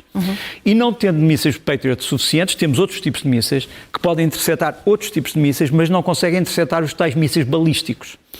E os tais mísseis balísticos, sobretudo aqueles que, por exemplo, têm ogivas que depois se dividem em mini-ogivas múltiplas, esses então não temos nenhuma hipótese. E os mísseis hipersónicos também não. Portanto, conseguimos interceptar mísseis de cruzeiro, conseguimos interceptar mísseis lançados de avião ou de navio, mas estes não conseguimos. Então, e que ajuda é que precisa a Ucrânia nesse sentido? O cálculo é um cálculo espantoso. A Ucrânia precisaria, até ao fim deste ano, só Patriot, que estamos aqui a ver. Portanto, estamos a falar aqui de 3 tipos de mísseis Patriot, o PAC-3, o CRI, PAC-3 MSE, o PAC-2 GEM, que é o mais antigo. A Ucrânia precisaria qualquer coisa com 1000 mísseis Patriot até janeiro de 2027 para interceptar algumas centenas de mísseis russos, porque muitas vezes os Patriot tu precisas de lançar 2 ou 3 para interceptar um único míssil. Embora os ucranianos hoje sejam peritos na intercepção de um por um, mas mesmo assim é complicado. Nós temos aqui uma bateria de Patriot, portanto os Patriot são estes mísseis. Aqui tens os lançadores dos Patriot, aqui são lançadores quádruplos, também há lançadores de 8 mísseis e não de 4.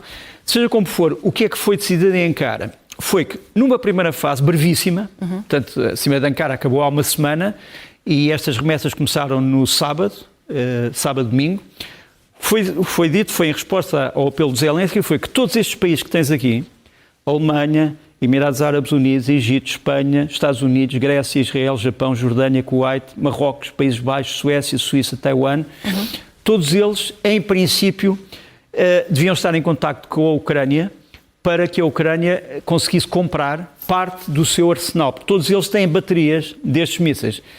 Não estão aqui os números de mísseis que cada um tem, porque é um número classificado, mas digamos que muitos deles têm centenas de mísseis, outros têm dezenas de mísseis, e o que a Ucrânia pedia era que pelo menos uma percentagem pequena pudesse ser comprada. E há abertura para isso? E há. Abertura, parece. De alguns países há, de outros países não. Por exemplo, o país que neste momento tem mais baterias é o Japão, 24 baterias. Também fabrica ele próprio os mísseis, mas neste momento tem grandes necessidades. Não te esqueças que alguns destes países estão em zonas também de conflito. O Japão está no Pacífico, como tu sabes, é um mar que não é propriamente pacífico, é um oceano não pacífico. A Jordânia está no olho do furacão, o Kuwait está no olho do furacão, Marrocos não está muito longe, Taiwan está no olho de um outro furacão, Israel tem muitos mísseis ainda em reserva, alguns deles já foram fornecidos à Ucrânia, penso que cerca de 90, mas seja como for, a primeira fase quando eu digo a primeira fase é dos últimos dias até hoje e até aos próximos dias, porque a Rússia está, no fundo, a atacar a Ucrânia todos os dias com mísseis balísticos. A Ucrânia precisa desesperadamente, na primeira fase, de que estes países se cotizem, chamemos-lhe assim, para vender, não é dar, para vender mísseis Patriot à Ucrânia. Numa segunda fase, o fabrico dos mísseis Patriot seria na própria Ucrânia. É a famosa decisão de Donald Trump que diz: nós americanos, vamos conceder à Ucrânia os direitos de fabrico destes mísseis para que vocês possam ser autossuficientes. Isso parece um cenário realista? É um cenário realista, eu diria até hiperrealista, mas o problema não é esse, o problema é do tempo. Quer dizer, é realista na estrutura, mas não realista no tempo. A Ucrânia precisa dos mísseis já. E estes mísseis construídos na Ucrânia não chegariam já. Eu tenho aqui esta imagem, isto é uma imagem de Okinawa, de uma das fábricas de Patriot no Japão. O Patriot, o míssil é também fabricado noutros sítios, enfim, alguns classificados, mas a ideia era a Ucrânia montar uma fábrica, que aliás posso dizer que já está em fase de montagem, num país próximo, país vizinho, provavelmente na Polónia, mas quer dizer, isto é agora, não fui eu que disse Polónia, mas um país próximo, ou num sítio seguro da própria Ucrânia. As negociações já estão muito avançadas em relação a isso e, portanto, a estrutura em si não é difícil de construir e os ucranianos têm experiência. A grande questão é saber quando é que poderiam começar a produzir. O Zelensky levantou uma ponta deste véu, que é um dos véus mais secretos deste momento, e diz provavelmente a partir de dezembro, que é muito antes daquilo que toda a gente esperava. Muitas pessoas diziam que só em 2029, 2030, mas seja como for, foi decidido, portanto, para além daquela fase urgentíssima, esta fase que é dos ucranianos passarem eles próprios a produzir os seus Patriot, quer para consumo da Ucrânia, quer para consumo de outros países. Depois, isto agora é uma discussão paralela, houve também a ideia, muito bem, isto é o que a Ucrânia precisa, e as tais cidades europeias. Sim.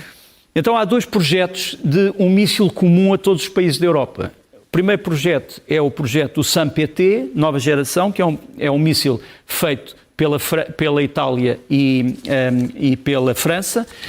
O problema do SAM-PT é que nós sabemos que o fabrico deste sistema é muito caro e demora muito tempo, portanto, há poucos mísseis a serem produzidos, portanto, a Europa pode vir a ter isto no futuro, já existem alguns, mas não o terá em grandes quantidades já, portanto, precisava de uma outra solução. O outro sistema que é proposto é um sistema alemão, é o sistema do IRIS-T.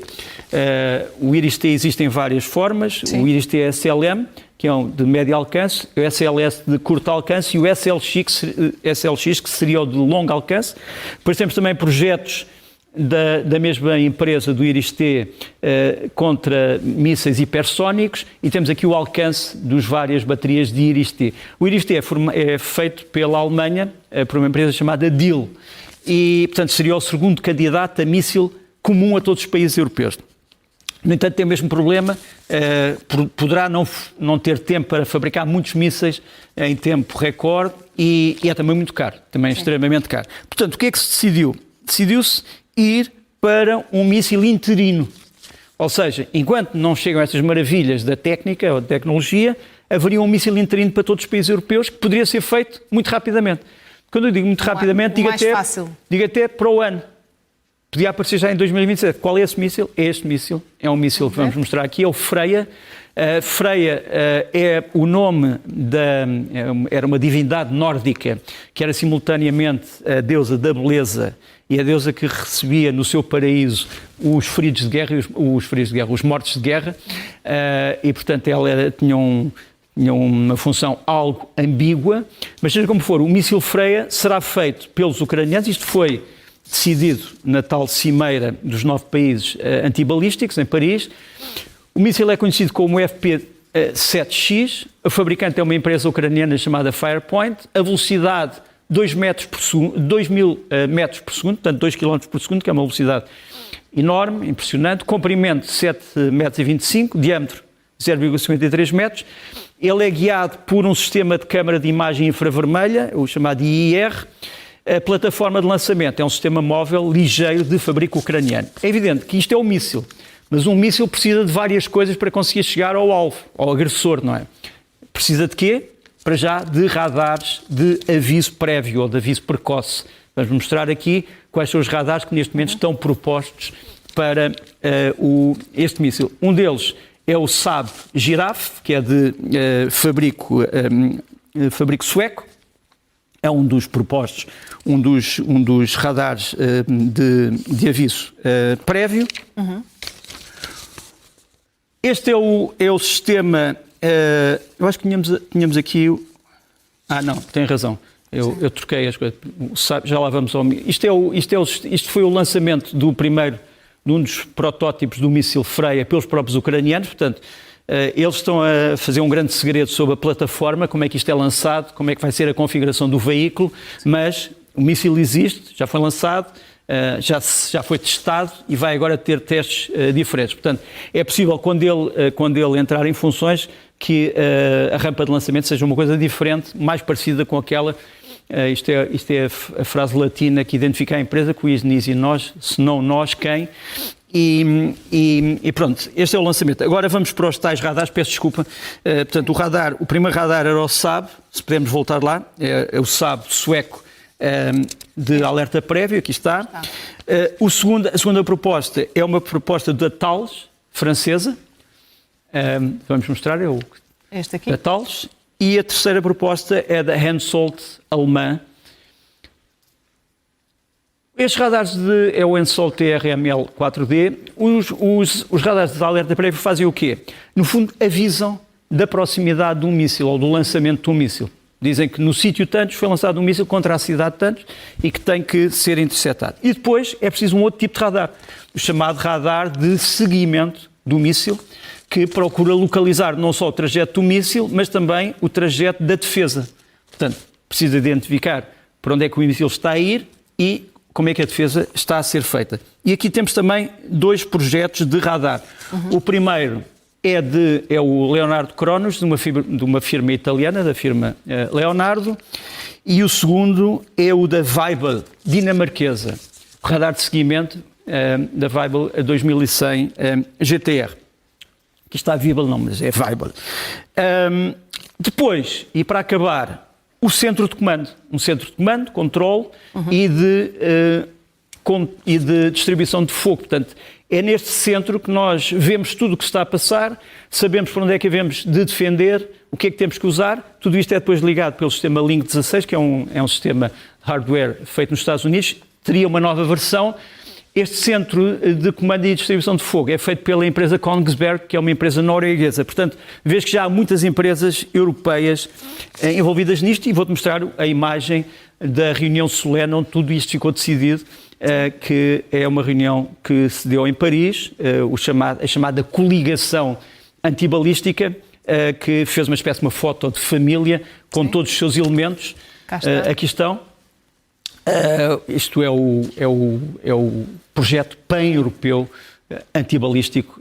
Tens, por exemplo, também aqui a Turquia envolvida, tens a Polónia envolvida, tens, no fundo, uma série de países que parecem dispostos, pela primeira vez, a construir um projeto comum de defesa das grandes cidades europeias. Será talvez o maior projeto de defesa desde 1945. E Zelensky ali no centro saiu com boas notícias. Saiu com ótimas notícias, se bem que as péssimas notícias são que todos os dias são dias de guerra para a Ucrânia. Vamos sentar para falar também da nossa rúbrica habitual de defesa e segurança, e vamos começar, Nuno, por novidades no que diz respeito às forças aéreas portuguesas. Esta foi uma imagem, como sabes, na semana passada nós tivemos aqui em torno da substituição dos F-16 da Força Aérea Portuguesa, vários possíveis modelos para Portugal.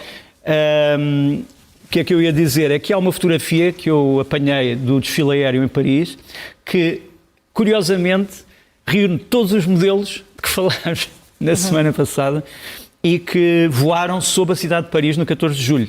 Vamos mostrar aqui. Tens os Rafale, tens os Gripen, tens os F-35.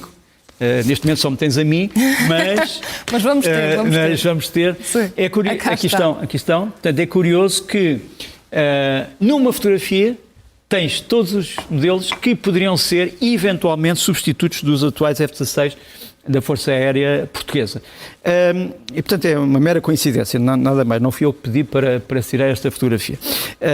Depois, gostava de te falar de uma fase que às vezes é pouco notada no trabalho das Forças Armadas, que é a fase da preparação, o treino. Quer dizer, não acontece nada sem preparação, sem treino intensivo, e tens aqui, quis trazer como exemplo, paraquedistas militares portugueses do Exército, portanto, num exercício chamado Jump Week 26, passou-se em Celle, na Alemanha, e os portugueses mostraram um grande aprontamento e também a proficiência.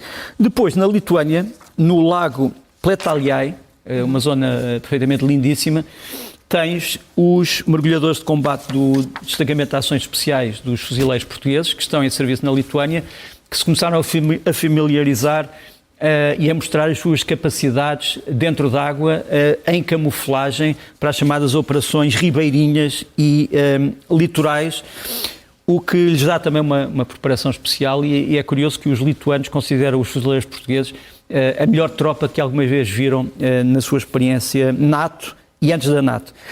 Depois, tens também ainda na Lituânia, em Nemirseta, que fica junto ao nosso estratégico de Klaipėda, fuzileiros portugueses também a treinar um outro tipo de exercício totalmente diferente, que é o chamado treino de atirador de precisão designado. Portanto, no fundo, tu tens atiradores de precisão, chamados snipers, que são colocados em helicópteros e que, numa zona qualquer, vão ter que vigiar o espaço e ser muito precisos naquilo que é uma tarefa extremamente complicada.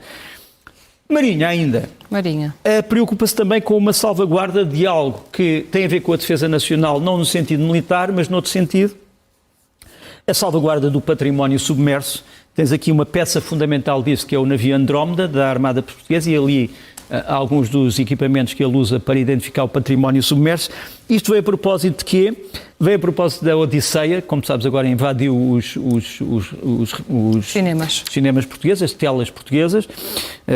A doutrina divide sobre a valia do filme, mas, seja como for, está a trazer uma grande popularidade aos clássicos da literatura de epopeia europeia, portanto, não só a Odisseia, mas também a Ilíada, a Eneida e a grande obra portuguesa que se inspirou na Eneida, os Lusíadas, que aliás começam de uma maneira praticamente igual à da Eneida.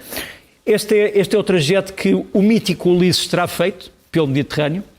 Aparentemente ele terá também chegado a Lisboa, mas daí a palavra Olícipo para designar a cidade de Lisboa, mas estes são os vários portos por onde ele terá passado no Mediterrâneo, e tudo isto é património, e Portugal tem também muito património submerso que precisa de proteger, para já de reconhecer e depois de proteger. Vamos falar de outro tipo de património, os livros desta semana.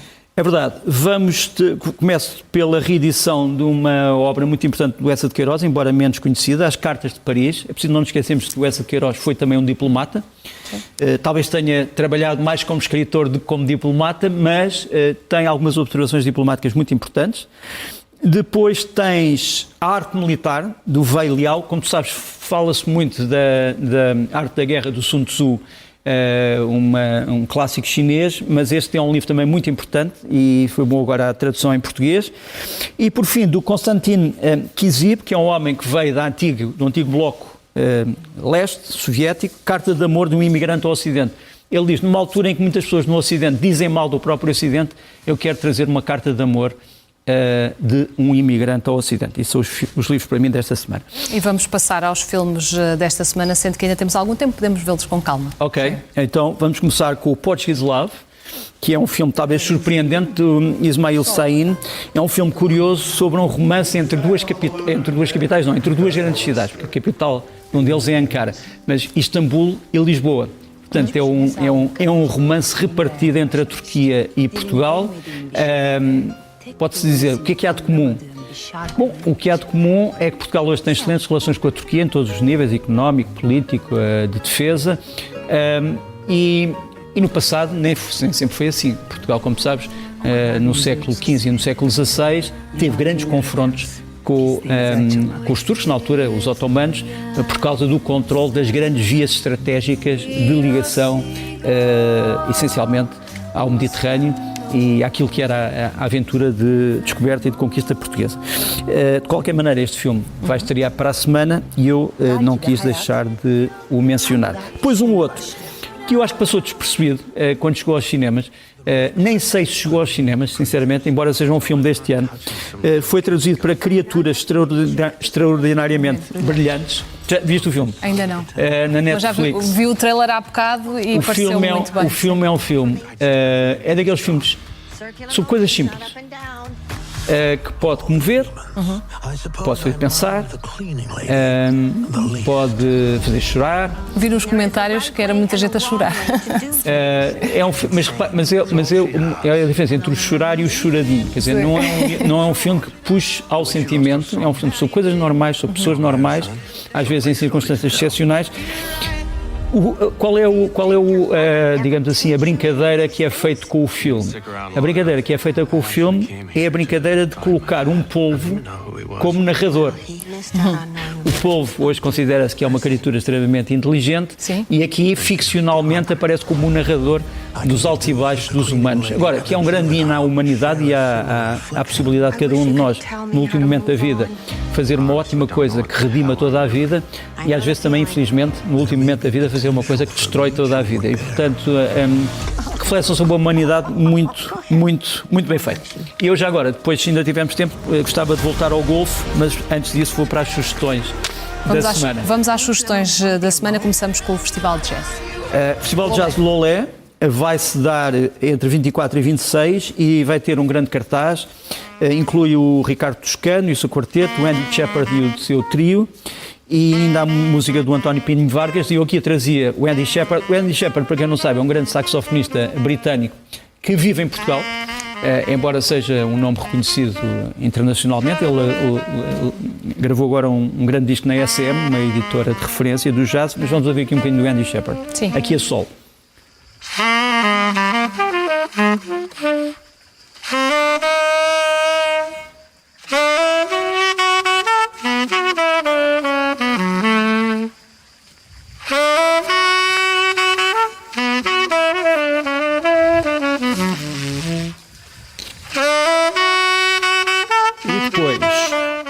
E depois, penso eu, também a não perder um duo do Vardan Ovsepian ao piano e a Tatiana Parra na voz. Um grande duo, é preciso ter tempo para ouvir, mas vamos ouvir um bocadinho. E depois, a seguir a isto, um último comentário sobre o Wolf. Sim.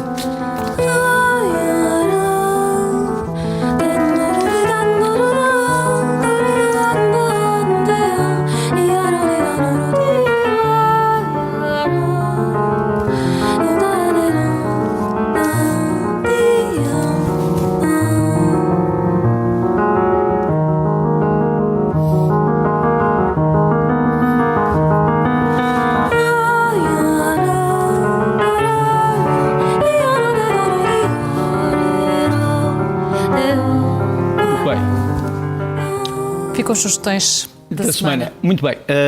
Sobre o Wolf, só para tentar fazer uma pequena atualização, está prevista, acabei agora de receber, está prevista uma reunião de emergência da Liga Árabe e dos países do Conselho de Coordenação do Golfo, para discutir a situação de segurança, porque aparentemente os ataques estão a intensificar-se. Há uma... Agora, repara, quando eu às vezes falo em teorias da conspiração, tento sempre tratar as teorias de conspiração como pinças, como se costuma dizer. Apresento-as como teoria da conspiração e não como facto. Portanto, não é facto. Há uma teoria da conspiração segundo a qual uma linha dura dentro do Irão estará a preparar-se para entrar em negociações com a Coreia do Norte, para entrar dentro do programa nuclear coreano e poder fabricar, digamos assim, uma arma nuclear simbólica, demonstrativa, não dentro do Irão, mas na Coreia do Norte. Estou a vender isto como teoria da conspiração. As teses sobre a divisão dos iranianos, do poder político, sobre o que fazer face aos Estados Unidos, é uma tese que tem sido confirmada, porque sabemos hoje que, por exemplo, durante os funerais do Ayatollah Khamenei, que houve confrontos entre os chamados moderados e os chamados radicais. O ministro dos Estrangeiros, o ministro dos Estrangeiros iraniano foi perseguido na capital, apedrejado, insultado. O presidente, considerado um dos arquitetos do plano de paz com os Estados Unidos, tem sido denunciado na imprensa, e há até um famoso cantor religioso iraniano que o ameaçou de morte, o que não é muito comum. É um cantor que geralmente é conhecido pelas suas posições extremas, mas não foi aqui censurado nem sancionado. Portanto, há divisões. E o próprio Donald Trump também parece que não sabe muito bem com quem é que está a lidar, porque umas vezes diz que são menos radicais e que agora sim se pode falar, de outras vezes diz que são pessoas doentes. Quem fala diretamente com os iranianos, posso dizer, não é Donald Trump. Há um grupo de trabalho dentro da Casa Branca e um grupo de trabalho dentro do Departamento de Estado. E aquilo que Donald Trump sabe é aquilo que lhe é transmitido no fim dessas reuniões. E aquilo que lhe é transmitido no fim dessas reuniões é uma análise que eu penso bem feita da situação, que é esta. Nós estamos a falar com essas pessoas dizem isto, mas uma hora depois de nos terem dito isto, houve este ataque e este ataque. E isso depois provoca a tal reação de Donald Trump. Nós sabemos com quem é que os Estados Unidos estão a falar. Os Estados Unidos estão a falar essencialmente com as mesmas pessoas com quem falaram desde o princípio. O Ministro dos Estrangeiros, o Presidente e o Presidente do Parlamento. É preciso não nos esquecermos que o Presidente do Parlamento iraniano está a ser acusado dentro do Irão de não reunir o Parlamento precisamente para impedir que o poder legislativo iraniano tome uma posição, faça, por exemplo, uma lei, proibindo qualquer tipo de negociações. O Parlamento iraniano, neste momento, não está em funcionamento. E, portanto, nós sabemos com quem é que os Estados Unidos falam. A grande questão é saber, estas três pessoas com que falam, estão-se a dar ou não se estão a dar com a Guarda Revolucionária? E terceiro, estão-se a dar ou não se estão a dar com o grande líder? Aquilo que nós conseguimos perceber é que o grande líder, pelo seu silêncio, consegue fazer duas coisas. Sim. Se tudo correr bem, o grande líder faz parte da coligação que vai reconstruir o Irão. Se tudo correr mal, o grande líder opõe-se à traição que os chamados colaboracionistas estão a fazer em relação aos Estados Unidos. Portanto, a situação no Irão, que é um país muito diferente daquilo que as pessoas julgam, portanto, não é um monolito. Há muitas fações dentro do Irão. É uma situação que tem que ser analisada caso a caso. Mas tu vês que agora a situação vai ficar pior na guerra, não é? Estou extremamente pessimista em relação a esta situação e acho que antes de termos boas notícias, vamos ter péssimas notícias. Infelizmente. Até à próxima. Até à próxima, obrigada. Deus. Este verão, tenha sempre à mão um aliado para um verão em grande, com o guia Super Praias Expresso. Descubra as melhores praias de Portugal, com recomendações do Boa Cama, Boa Mesa, para os melhores sítios onde dormir e comer nas proximidades. Super Praias Expresso, grátis com um jornal, já nas bancas, com o apoio Alentejo Caiado de Fresco. Expresso, liberdade para pensar.